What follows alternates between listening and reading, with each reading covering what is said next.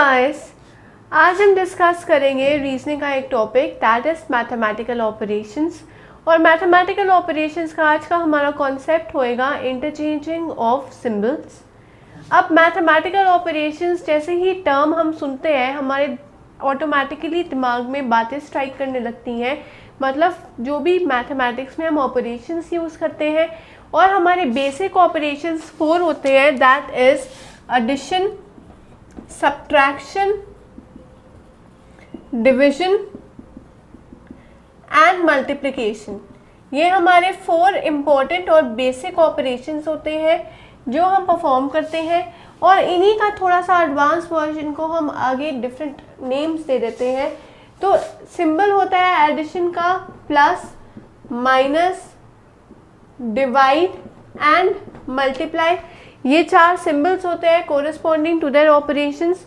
हर operation का एक अलग मेथड होता है, इसकी एक अपनी ही स्पेसिफिक कैरेक्टरिस्टिक्स होती है जो परफॉर्म करते हैं, और इन्हीं चारों को जब हम लोग परफॉर्म करते हैं और नंबर्स, तो उनके अलग अलग ऑपरेशंस होते हैं और अलग ऑपरेशंस के अकॉर्डिंग ही अलग रिजल्ट्स हमें फाइंड आउट करने को मिलते हैं, और उनके रिजल्ट्स भी अलग अलग होते हैं depending upon the operations that we are performing.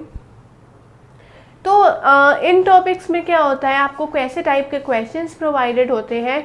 For example, एक आपके पास टर्म दी होएगी या एक ऑपरेशनल टर्म दी होएगी जिसमें डिफरेंट डिफरेंट सिंबल्स होंगे। आपको उन सिंबल्स को आइडेंटिफाई करना है। उन सिंबल्स को आइडेंटिफाई करके जो भी प्रॉपर्टीज़ होती है उन सिंबल्स की, उसके अकॉर्डिंग आपको अपनी टर्म में कैलकुलेशंस करनी होती हैं।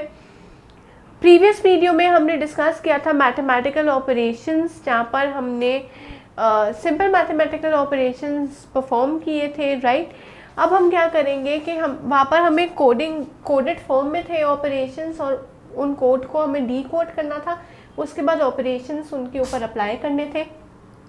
तो that was also an important concept. तो अगर आपने उस वीडियो को नहीं देखा है अभी तक तो प्लीज़ जाइए उस वीडियो को भी देखिए, ताकि वो कॉन्सेप्ट भी आपको अच्छे से समझ आ सके। अभी हम बात कर रहे हैं इंटरचेंजिंग ऑफ सिंबल्स। इसमें क्या होगा, आपके पास एक टर्म प्रोवाइडेड होएगी, उस टर्म में अलग अलग सिंबल्स होंगे, और उन सिंबल्स को के कोरिस्पॉन्डिंग या उस टर्म के कोरिस्पॉन्डिंग आपके पास एक रिजल्ट भी होगा जो उन सिंबल्स में आपको ऑपरेशंस अप्लाई करके एक मिलेगा। बट ऐसा होगा कि जो सिंबल्स हैं वो आपस में they will interchange their position. Interchange की हुई पोजीशन, तो हमें वही सेम रिजल्ट नहीं मिलेगा। हमें क्या करना है, उसमें LHS को RHS के इक्वल डिराइव करना है। तो उसमें जो भी गलती होएगी, जो भी मिस्टेक होएगी, जिन सिंबल्स को इंटरचेंज नहीं होना था और वो हो गए हैं, हमें उनको आइडेंटिफाई करना है और उनको अपनी करेक्ट प्लेस पे वापस से लेके आना है। तो बेसिकली क्या एजेंडा है कि LHS को RHS के इक्वल प्रूफ करना है, और LHS को RHS के इक्वल प्रूफ करने के लिए हमें उनके सिंबल्स को इंटरचेंज करना होगा। ऑप्शंस में दिया होगा कौन कौन से सिंबल्स को आप इंटरचेंज कर सकते हैं। हिट एंड ट्रायल मेथड से हम परफॉर्म करेंगे अपने ऑपरेशंस। तो ऐसे क्वेश्चंस आप अटेम्प्ट कर सकते हैं हमारे ऑनलाइन पोर्टल पे, दैट इज abhyasonline.in। पोर्टल पे जाकर रजिस्टर कीजिए। रजिस्टर करने के बाद आपके पास क्वेश्चन पेपर्स या प्रैक्टिस पेपर्स प्रोवाइडेड होंगे। आप उन पेपर्स को प्रैक्टिस कीजिए, अटेम्प्ट कीजिए क्वेश्चंस, ताकि आपके लॉजिक्स जो हैं वो स्ट्रॉन्ग हो सके और आप अपनी रीजनिंग में और ज़्यादा एफिशिएंट हो पाएँ। तो आइए हम फर्स्ट क्वेश्चन देखते हैं रिगार्डिंग दिस टॉपिक, और फिर हम ये भी डिस्कस करेंगे कि उन क्वेश्चंस को हमने किस ट्रिक से या कौन से लॉजिक से सॉल्व करने हैं। तो आइए अब हम क्वेश्चंस को डिस्कस करते हैं। यहाँ पर आपके पास क्वेश्चन अवेलेबल है जहाँ पर हमने सिंबल्स को इंटरचेंज करना है, और इंटरचेंज करके हमने LHS को RHS के इक्वल प्रूफ करना है। बेसिकली है क्या कि यहाँ पर क्वेश्चन में LHS को प्रूफ करना है एज इक्वल टू RHS, और वो सिर्फ तभी प्रूफ कर पाएंगे जब LHS जो है हमारा 12 के इक्वल आएगा। और अभी हमारे पास जो भी ऐसे सिंबल्स दिए हुए हैं, इसकी वजह से डेफिनेटली हमारा आंसर करेक्ट नहीं आ रहा है, क्योंकि क्वेश्चन ही ये है that you have to find the correct alternative. तो अगर हम फर्स्ट ऑल्टरनेटिव को देखते हैं, जहाँ पर प्लस और मल्टीप्लिकेशन को कहा गया है कि आपस में इंटरचेंज करना है, तो यहाँ पर जब हम प्लस और मल्टीप्लिकेशन को इंटरचेंज करेंगे तो हमारे पास आंसर आएगा कुछ ऐसा that is 9 into 5 divided by 4 plus 3 minus 6। ये है हमारा फर्स्ट ऑप्शन। अगर हम देखेंगे तो यहाँ पर अगेन हमें फॉलो करना होगा BODMAS का रूल, और BODMAS का रूल ये बोलता है कि जैसे आपके पास अवेलेबल है सीक्वेंस वाइज हर लेटर के मीनिंग, उसी सीक्वेंस में आपने कैलकुलेशंस करनी है, which means that B stands for brackets, O stands for off, D stands for division, M stands for multiplication, A stands for addition and S for subtraction। So इसी sequence में हमने solve करना है। हमें दिख रहा है multiplication, division, plus and minus, तो यहाँ पर डिवाइड सबसे पहले होगा। तो हम पहले करेंगे 5 divided by 4 into 9, that is 45 divided by 4 और प्लस 3 माइनस 6 मतलब माइनस 6 आ जाएगा, सॉरी माइनस 3 आ जाएगा। हमारा आंसर फ्रैक्शंस में आ रहा है, तो डेफिनेटली यहाँ पर ये तो हमारा ऑप्शन नहीं होगा। नेक्स्ट हम करते हैं सेकेंड ऑप्शन को कैलकुलेट। तो सेकेंड ऑप्शन में हम देख रहे हैं कि डिवाइड और मल्टीप्लाई को इंटरचेंज किया गया है, वही हम करेंगे। 9 प्लस 5 डिवाइड की जगह मल्टीप्लाई है तो मल्टीप्लाई बाय 4, और मल्टीप्लाई की जगह डिवाइड है तो डिवाइडेड बाय 3 माइनस 6। अब अगेन BODMAS का रूल अप्लाई करते हुए 4 और 3 को डिवाइड करके इंटू 5 करेंगे तो हमारा आंसर आएगा 9 माइनस 6 इज 3, तो 3 प्लस 20 डिवाइडेड बाय 3, तो अगेन आंसर जो है वो हमारा फ्रैक्शंस में ही आएगा, तो वो भी हमें नहीं चाहिए, तो डेफिनेटली ये भी आंसर नहीं होगा। नेक्स्ट हम सी पार्ट को देखते हैं या थर्ड पार्ट को देखते हैं। थर्ड में बोला है कि डिवाइड और माइनस में हमें क्या करना है, इंटरचेंज करना है। डिवाइड और माइनस को जब हम इंटरचेंज करेंगे तो हमारा आंसर आएगा, थर्ड आंसर जो है वो होगा 9 प्लस 5 माइनस 4, बिकॉज हमें डिवाइड को माइनस से कन्वर्ट करना है, इंटू 3 एंड डिवाइडेड बाय 6। ये है हमारा वैलिड जो एक्सप्रेशन बनेगा। यहाँ पर हम देखेंगे कि 3 और 6 को पहले हमने डिवाइड करना है, तो 3/6 इज 1/2, और 1/2 को फिर हम मल्टीप्लाई करेंगे 4 के साथ, क्योंकि डिवाइड के बाद फिर आता है मल्टीप्लाई। तो 1/2 को जब हम 4 के साथ करेंगे तो 2 1 जा 2, 2 2 जा 4। ये पार्ट हमारे पास आ गया answer as 2, that is 9 plus 5 minus 2, right. 9 plus 5 is 14 and 14 minus 2 is 12। तो 12 है हमारी लेफ्ट हैंड साइड और that is equal to right hand side. तो दैट इज जो थर्ड ऑप्शन है वही हमारा ऑप्शन होगा, क्योंकि थर्ड ऑप्शन में जब हमने सिंबल्स को इंटरचेंज किया तो हमें एक वैलिड आंसर मिल गया। वो वैलिड आंसर कैसे मिला, क्योंकि यहाँ पे जो है वो लेफ्ट हैंड साइड जो है वो राइट हैंड साइड के इक्वल हमने प्रूव कर दी। That was the basic agenda. जब हमने वो सॉल्व कर दिया मतलब हमारा एम हो गया determine and that is the valid answer.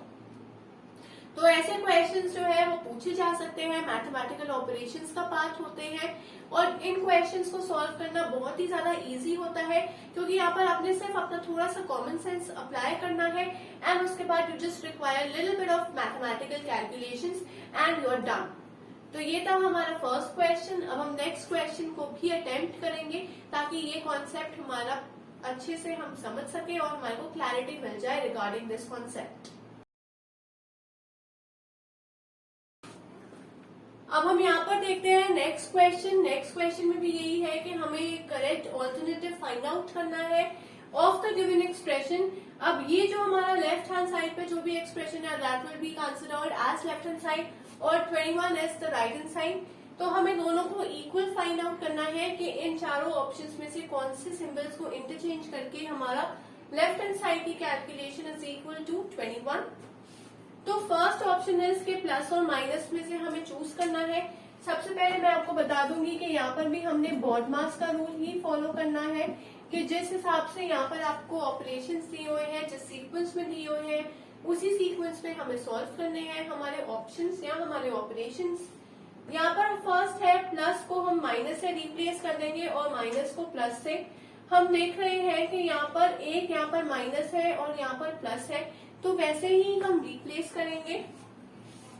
6 plus 3, यहाँ पर भी प्लस है और प्लस होगा माइनस के साथ रिप्लेस, तो यहाँ पर आ जाएगा माइनस। 4 इंटू 2 माइनस 13, क्यों? क्योंकि प्लस और माइनस जो है आपस में इंटरचेंज हो रहे हैं, और बाकी का टर्म हम ऐसे की ऐसा ही लिख देंगे। नेक्स्ट है डिवाइड। सबसे पहले डिवाइड करेंगे, लेकिन डिवाइड के लिए हमने ब्रैकेट्स को सबसे पहले सॉल्व करना है, क्योंकि फर्स्ट टर्म इज ब्रैकेट। तो 4 2s is 8 and 8 minus 13 is 5, लेकिन बाहर भी माइनस है तो माइनस माइनस हो जाएगा प्लस। हमारा यहाँ पर आंसर आएगा 5 डिवाइडेड बाय 4 2s 14। तो इतना पार्ट हमारा सॉल्व हो गया। Next is 6 plus 3, 6 plus 3 is 9, so 9 plus 5 by 14। Answer जो है हमारे ऑप्शंस में हमारे फ्रैक्शंस में आएगा, तो डेफिनेटली हम इस पार्ट को कंसिडर नहीं करेंगे। नेक्स्ट हम कंसिडर करते हैं इनटू एंड माइनस। जहां जहां पर भी इनटू है वहां पर हम माइनस को सब्स्टिट्यूट कर देंगे, और जहां जहां पर भी माइनस है वहां हम मल्टीप्लाई से सब्स्टिट्यूट करेंगे। यहाँ माइनस है मतलब ये हम बी ऑप्शन को सॉल्व कर रहे हैं, दैट इज 6 इंटू 3 प्लस 4 में हम कर देंगे minus, so 4 minus 2 plus 13 divided by 7 into 2 है, लेकिन इंटू होएगा माइनस से रिप्लेस, सो 7 माइनस 2। अगेन सबसे पहले हम ब्रैकेट्स को सॉल्व करेंगे। 4 minus 2 is 2 and 13 plus 2 is 15, तो यहाँ पर आ जाएगा 15 and 7 minus 2 is 5, तो 15 को अगर हम 5 से डिवाइड करेंगे तो आंसर आ जाएगा 3। 6 into 3 is 18 and 18 plus 3 is 21 and 21 is equal to right hand side, तो 21 is equal to right hand side, therefore हमारा आंसर आ जाएगा B, which is the correct option। तो ऐसे ही हमने हिट एंड ट्रायल यहाँ पर यूज करना है। हिट एंड ट्रायल कैसे होएगा, एक एक ऑप्शन को सिलेक्ट करेंगे, जैसे जैसे रिप्लेसमेंट्स कहा है वैसे वैसे हम करते रहेंगे, और अगर सब्स्टिट्यूट करने के बाद LHS RHS के इक्वल प्रूव हो रही है then our answer will be correct. अगर नहीं हो रही है तो हम नेक्स्ट ऑप्शन के टुवर्ड्स स्विच करेंगे और उसके बाद फिर से कैलकुलेशंस अपनी स्टार्ट करेंगे। ऐसे क्वेश्चंस जनरली पूछे जा सकते हैं, तो जरूर प्रैक्टिस कीजिए इन टाइप के क्वेश्चंस को। और अगर आपने रजिस्टर नहीं किया है तो do register at abhyasonline.in and attempt the sample papers, जहां पर आपको हर कॉन्सेप्ट के ऊपर क्वेश्चंस मिलेंगे, सो दैट आप उन क्वेश्चंस को अटेम्प्ट करके अपनी स्किल्स रीजनिंग और इम्प्रूव कर सकते हैं। और जहां पर भी आपको लग रहा है कि आपको ये टॉपिक क्लियर नहीं है, उस टॉपिक को फिर से पढ़िए और उसके बाद अटेम्प्ट कीजिए पेपर, क्योंकि अटेम्प्ट करने के बाद हम आपको प्रॉपर रिपोर्ट जनरेट करके देते हैं, जहां पर आपके स्ट्रॉन्ग और वीक कॉन्सेप्ट्स के बारे में बताया जाता है, ताकि आप वीक कॉन्सेप्ट्स के ऊपर और इम्प्रोवाइज करके उनमें भी अपनी एफिशिएंसी इंक्रीज कर सकें। So do register at abhyasonline.in. Until then, keep learning and keep practicing.